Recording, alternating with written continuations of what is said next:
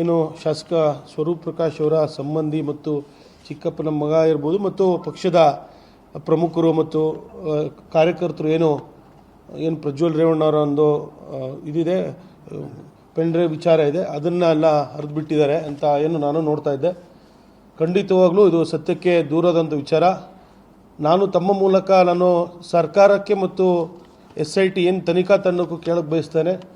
ಏನು ತನಿಖೆನ ತಾವು ಸತ್ಯಾಸತ್ಯತೆಯನ್ನು ನಾವು ಹೊರಗೆ ತರ್ತೀವಿ ಅಂತ ಏನು SIT ತನಿಖೆ ಮಾಡಿದ್ರು, ಈ ಒಂದು ತನಿಖೆಯಲ್ಲಿ ಹಲವಾರು ಪ್ರಮುಖರು ಮತ್ತು ಕೆಲವು ಪ್ರಭಾವಿಗಳಿರ್ಬೋದು ಮತ್ತು ಮುಖಂಡರನ್ನ ಯಾಕೆ ಕೈ ಬಿಟ್ಟಿದ್ದೀರಿ ಅಂತ ತಮ್ಮ ಮೂಲಕ ನಾನು ಕೇಳಕ್ಕೆ ಬಯಸ್ತೇನೆ. ಏನು A1 ಅಪರಾಧಿ ಇದ್ದಾನೆ ನವೀನ್, ಅವನ್ನ ಈಗೆಲ್ಲ ಗೊತ್ತಿದೆ ತಮಗೆ. ಇವತ್ತಿನ ಟೆಕ್ನಾಲಜಿ ಯಾವ ಇದಕ್ಕೆ ಬಂದಿದೆ ಅಂತ. ಇವತ್ತೇನು ಸತ್ಯನ ಕಂಡುಹಿಡಲಿಕ್ಕೆ ಏನು ದೊಡ್ಡ ವಿಚಾರ ಏನಲ್ಲ. ನವೀನನ್ನು ಮಂಪರು ತನಿಖೆಗೆ ಒಳಪಡಿಸಿದರೆ ಯಾವ್ಯಾವ ಈ ಪೆನ್ ಡ್ರೈವ್ ಹಗರಣದಲ್ಲಿ ಪೆನ್ ಡ್ರೈವ್ ಹಂಚಿಕೆ ಮಾಡೋ ಹಗರಣದಲ್ಲಿ ಯಾರ್ಯಾರು ಪ್ರಭಾವಿಗಳಿದ್ರು ಅಂತ ತಮ್ಮ ಮೂಲಕ ನಾನು ನವೀನನ್ನು ಏನು SIT ತನಿಖಾ ತಂಡದವರು ಸರಿಯಾಗಿ ತನಿಖೆನ ಮಾಡಿದರೆ ಸತ್ಯಾಸತ್ಯತೆ ಹೊರಗೆ ಬರ್ತಾಯಿತ್ತು.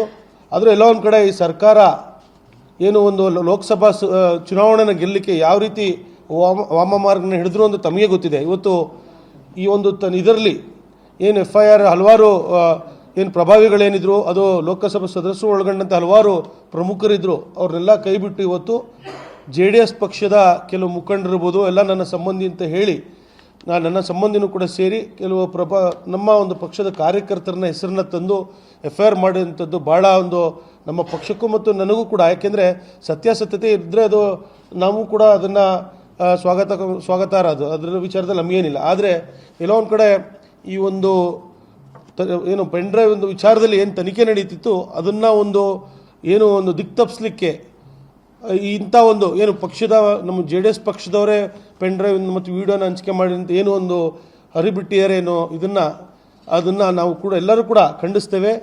ಮತ್ತು ಏನು ಸತ್ಯಾಸತ್ಯತೆ ಮುಂದಿನ ದಿನಗಳಲ್ಲೂ ಕೂಡ ಸರ್ಕಾರಕ್ಕೆ ಉಪಮುಖ್ಯಮಂತ್ರಿ ಮತ್ತು ಗೃಹ ಮುಖ್ಯಮಂತ್ರಿಗಳಿಗೆ ನಾನು ತಮ್ಮ ಮೂಲಕ ಕೇಳಕ್ಕೆ ಬಯಸ್ತೇನೆ. ಈ ಒಂದು ವಿಚಾರದಲ್ಲಿ ಪೆನ್ ಡ್ರೈವ್ ವಿಚಾರದಲ್ಲಿ ಸತ್ಯಾಸತ್ಯತೆ ಹೊರಗೆ ತರಲಿಕ್ಕೆ ತಾವೇನು ಇದನ್ನು ಮುಂದಿನ ದಿನಗಳಲ್ಲಿ ತಾವು ಯಾವ ರೀತಿ ತಾವು ಇದನ್ನು ಮಾಡ್ತೀರೋ ನಮಗೆ ಗೊತ್ತಿಲ್ಲ. ಆದರೆ ನಮಗೆ ಇನ್ನೂ ಉನ್ನತ ಮಟ್ಟದ ತನಿಖೆಯನ್ನು ಮಾಡಿ ಯಾರು ಇದರಲ್ಲಿ ಒಳಗೊಂಡಿದ್ದಾರೆ ಇದರಲ್ಲಿ ಈಗ ಹಲವಾರು ತಾವು ನೋಡ್ತಾ ಇದ್ದೀರಿ. A1 A2 ಏನು 39 ಜನ ಹೆಸರನ್ನ ಇವತ್ತು ಹೊರಗೆ ಬಿಟ್ಟಿದ್ದಾರೆ. ಇನ್ನೂ ಹಲವಾರು ಇದನ್ನು ಹಿಂದೆ ಪೆನ್ ಡ್ರೈವ್ ವಿಚಾರದಲ್ಲಿದ್ದಾರೆ, ಅವ್ರನ್ನೆಲ್ಲ ಇವತ್ತು ಕೈ ತಪ್ಪಿಸಿದ್ದಾರೆ.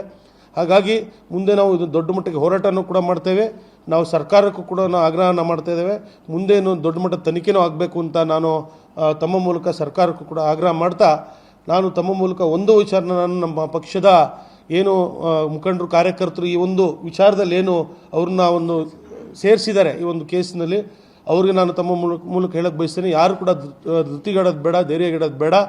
ತಮ್ಮ ಜೊತೆಗೆ ನಮ್ಮ ಪಕ್ಷ ಇರ್ಬೋದು, ನಮ್ಮ ಮುಖಂಡರಿರ್ಬೋದು ಮತ್ತು ವೈಯಕ್ತಿಕವಾಗಿ ನಾನು ಕೂಡ ಶಾಸಕನಾಗಿ ತಮ್ಮಗಳ ಜೊತೆ ಇರ್ತೇವೆ. ಮುಂದಿನ ದಿನಗಳಲ್ಲಿ ಕಾನೂನು ಹೋರಾಟ ಏನು ಮಾಡಬೇಕು ಅದನ್ನು ಕೂಡ ನಮ್ಮ ಪಕ್ಷದ ಮುಖಂಡರ ಜೊತೆ ಚರ್ಚೆ ಮಾಡಿ ಕಾನೂನಿನ ಹೋರಾಟವನ್ನು ಮಾಡೋಣ.